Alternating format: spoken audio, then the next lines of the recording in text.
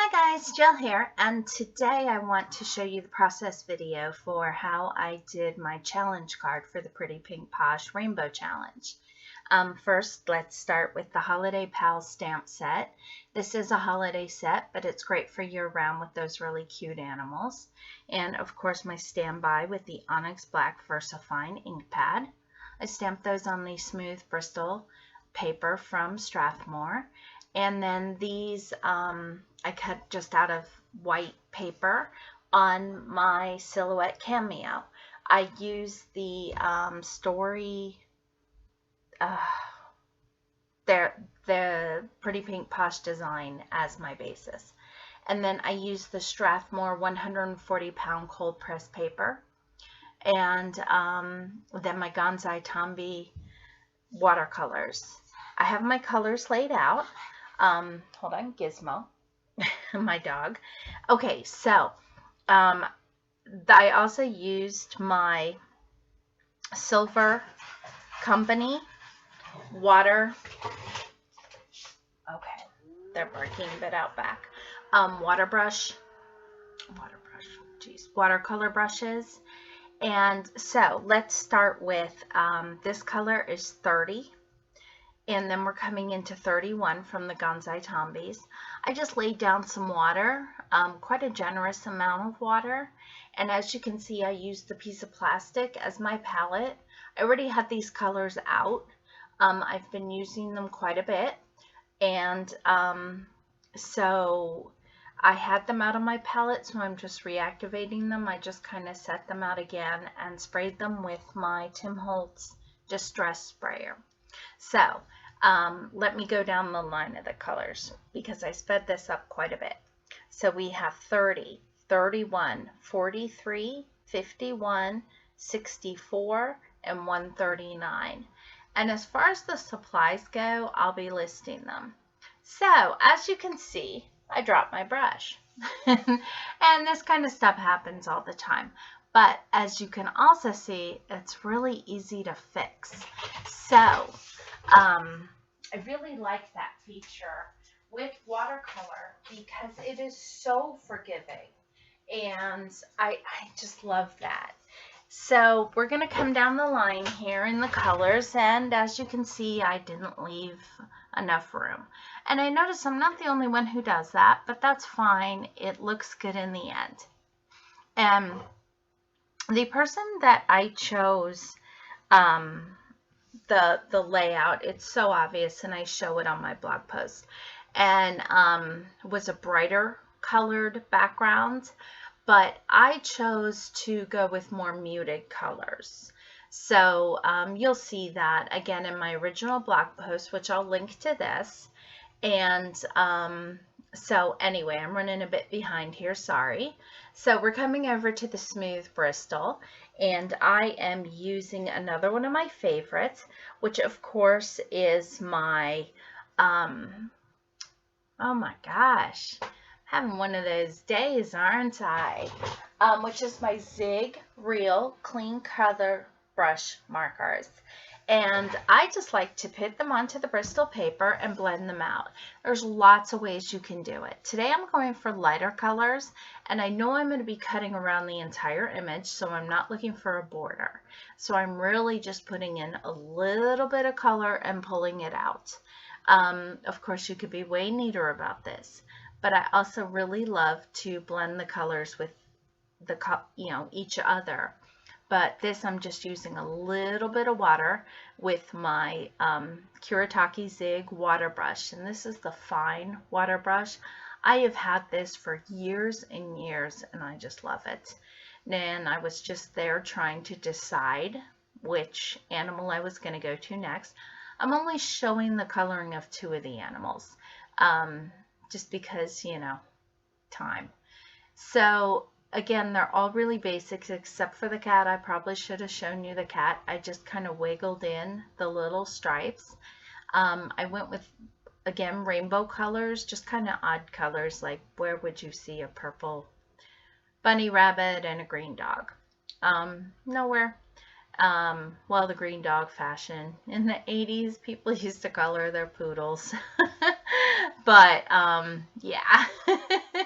Anyway, I just dated myself, huh? But so anyway, here I am squeezing out some water. I like to use the back of my hand. It always gives me a feel for how much water I have. And, you know, because here I have an awful lot of water. I actually have to just walk away from this image, let it dry, and then I come back to it. And you'll see that right about here. So when I come back to it, I added more green, and I wanted each image to have a little different darkness, lightness, you know, just for some variety. Like the cat, I end up with the red stripes, I ended up putting it in really bright. And that's because there wasn't any blending or just a tiny bit of it. So again, just putting in a lot of variety with these animals. And I thought it'd be fun to add the yellow into the dog's face. And just remember, these colors dry back a lot lighter. And I'll list these colors for you. And sorry about the dogs. I knew this was going to happen, but they're way out back. Okay, so now we're going to do the shaker part. And so I'm adding in double-sided tape onto the actual frame. And I don't need to add it to every part, just around the 4 parts. And then I'm going to peel off 2 of the sides. And there's a cat hair, of course. And then I'm adding my transparency, and my transparency has a backer on it, and I like to leave that on as long as possible. And so sorry about the glare. Now I'm coming in with the foam tape, and I love this trick where people have been measuring out what they need. I went a little further than what I needed, and then doubling it over. And that way you have to cut less. And once I double it over, I'll cut it in half. And therefore, I have cut both sides. And that's just awesome to me. So, so once again, I just peel that off, and I have both sides cut. And that to me just was such a time saver, because I do want to double this up, because I want a lot of movement going on. Now you see I released the backer and then put it back on, and there's the famous cattail of Caesar in the upper right hand corner. I did that to kind of loosen up the tape a little. It's way more pliable when you don't have the backer on, and then I put the backer on it again to keep cat hair off. Obviously, as you saw Caesar walk up to the camera. And because it had gotten a little bit stiff there, and so I loosened it up for movement and then put it back on. Okay, so now we have all 4 sides. You want those nice and tight up against each other so nothing sneaks out of there. I put on my anti-static bag, and then I came in with a brush and my cleaner for my glasses, and that gets a real nice shine back to your transparency. And so you don't even know that that anti-static was in there. I'm just trying it out. Sorry, I didn't show you the stamping. I used my Versa Fine ink pad and my Misty. And I stamped the greeting from inside that same stamp set, and I just cut it down to cut out the Happy Holidays. Okay, so I'm coming in with my Pretty Pink Posh Sparkling Clear Mix, as well as the 4mm sequins. Now what I'm doing here is I'm releasing part of the backing while still holding it down. See that? Just releasing part of the tabs to make sure I have it exactly where I want it. That way, if it's not right where I want it, I'm still not committed. I can still pull it up. Make sure everything shakes the way I want it to. I'm going to sneak those sequins back in there.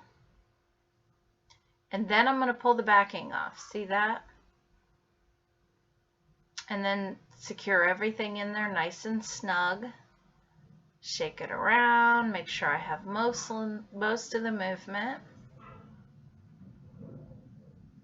Beautiful.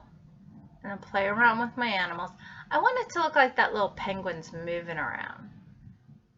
So there you have it. I'm going to show the picture here. And as always, thanks for watching and have a great day. And be sure to check out my blog.